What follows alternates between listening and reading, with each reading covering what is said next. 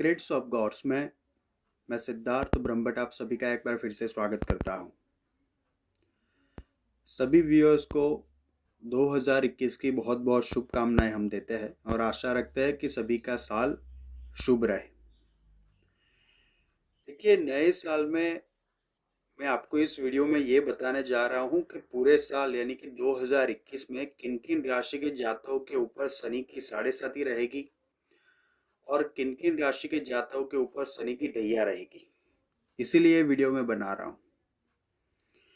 देखिए, शनि से ज़्यादातर लोग डरते हैं, लेकिन डरने की ज़रूरत नहीं है, क्योंकि उसे कर्मफलदाता कहा गया है। कर्मफलदाता का अर्थ ये है कि वो आपके कर्म के अनुरूप ही आपको दंड दे सकता है। ज्योतिष शास्त्र के हिसाब से अगर हम देखें तो शनि की भूमिका बहुत ही अहम है। न्याय का प्रतीक यह माना जाता है।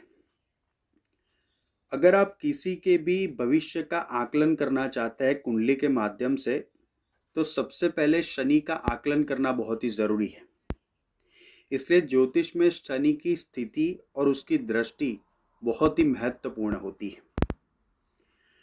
कुंडली में शनि अगर अशुभ भाव में हो तो आपको वो अशुभ फल देगा, अगर शुभ भाव में हो तो आपको शुभ फल देगा, जब आपके ऊपर उसकी साढ़े साती या ढैया चल रही हो।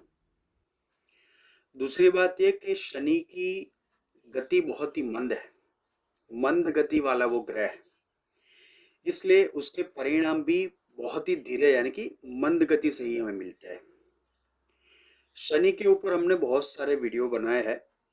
अगर आप उसे देखना चाहते हैं तो हमारे चैनल में एक प्लेलिस्ट है जिसका नाम है सीक्रेट्स ऑफ एस्ट्रोलॉजी। उसके अंदर मैंने शनि से संबंधित बहुत सारे वीडियो बनाए हैं। शायद ऐसी कोई जानकारी नहीं होगी जो आपको इस प्लेलिस्ट में नहीं मिलेगी, तो आप उसको भी देख सकते हैं। देखिए, शनि एक राशि में 2.5 साल तक रहता है और 2.5 साल के बाद वो अपना राशि परिवर्तन करता है। अभी हम ये समझते हैं कि साढ़े साती और ढैया क्या होती है। जिस राशि में शनि स्थित है उस राशि से दूसरी राशि और 12वीं राशि उस साढ़े साती में मानी जाती है।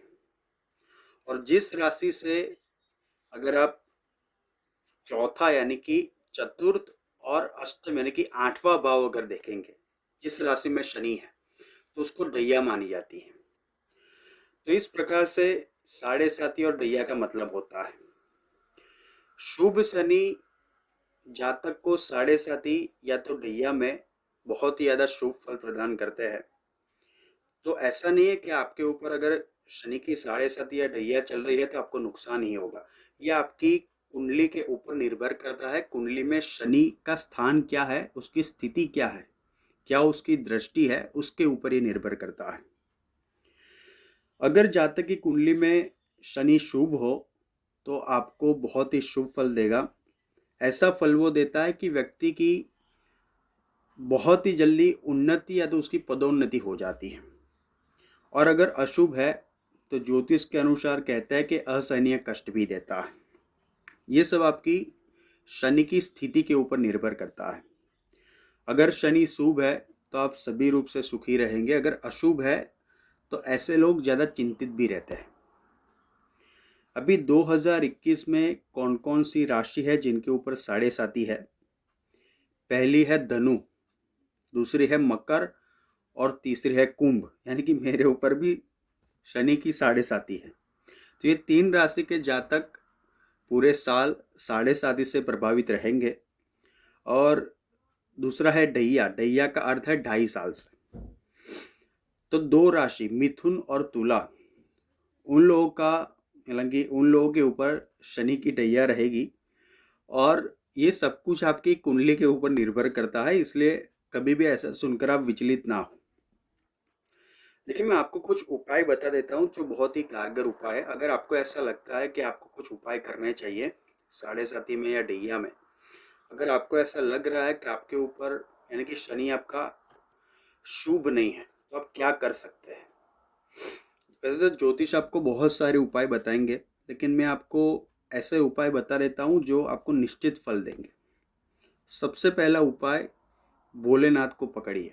इसका कारण ये है कि जितने भी ये ग्रह है, शनि जो क्रूर ग्रह माने जाते हैं, एक शनि है, फिर राहु केतु, ये सभी रुद्र के भक्त हैं। कहते हैं कि ये लोग रुद्र की भक्ति करते हैं। रुद्र यानी कि शिव, और शनि तो बहुत ही क्रूर बताया गया है और साथ में अलगाववादी भी बताया गया है। तो आप प्रत्येक सोमवार को और प्रत्येक शनिवार को अगर कर सकते हैं तो हर रोज काले तिल मिश्रित जल से शिवजी का आप अभिषेक कीजिए। ये सबसे सटीक उपाय है। दूसरा उपाय सबसे सटीक ये है कि हर शनिवार को दशरथ कृत शनि स्तोत्र का पाठ कीजिए। अभी दूसरे जो उपाय मैं आपको बता देता हूँ, ये भी एक बहुत महत्वपूर्ण उपाय है। अगर आप शनिवार को छाया दान करते हैं, छाया दान का अर्थ ये है कि किसी भी लोहे के बर्तन में यानी कि कटोरी में आप तेल लीजिए, उसमें अपनी छाया यानी कि अपनी छाया, अपना प्रतिबिंब देखिए, और शनिवार को उसका दान आप शनि मंदिर में कर दीजिए। इसे छाया दान कहते हैं। पूरी कटोरी के साथ, तेल के साथ, सिर्फ तेल का नहीं, पूरी लोहे की कटोरी का तेल के साथ आपको दान करना होता है।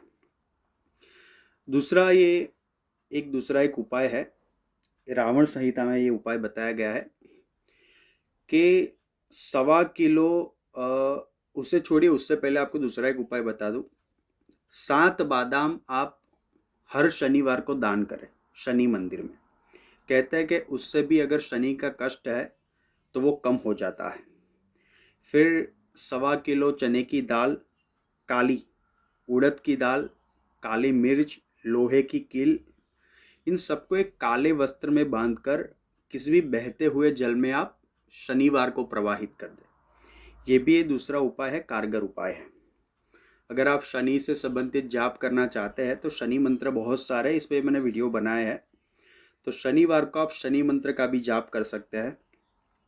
पीपल के पेड़ को आप पानी दे हर शनिवार को, ये बहुत ही अच्छा है।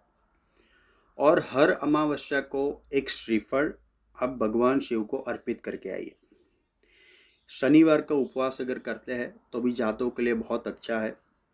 तो इस प्रकार से शनि की गणना 2021 में की गई है। मैंने आपको बताया कि कौन कौन सी राशि के ऊपर साढ़े साती रहेगी, कौन कौन से राशि के ऊपर ढैया रहेगी। तो देखिए, इससे कभी भी विचलित ना हो, क्योंकि आपके कर्म के अनुसार शनि आपको हमेशा फल देते हैं। तो आपके कर्म के ऊपर आप ध्यान दीजिए, क्योंकि उसी के अनुसार शनि आपको फल देंगे। दूसरा भी एक उपाय कि शनिवार को अगर हो सके तो जब ठंड का समय हो, अभी ठंडी चल रही है, तो आप काले कंबल गरीबों को दान में दें। ये बहुत ही शुभ है। तो धन्यवाद। आप हमारे चैनल पे सब्सक्राइब करें, अपने कमेंट्स भी दे सकते हैं, और हमारे बहुत सारे वीडियोस हमने बनाए हैं शनि के ऊपर, वो भी आप प्लेलिस्ट में जाकर सीक्रेट्स ऑफ एस्ट्रोलॉजी में देख सकते हैं। धन्यवाद।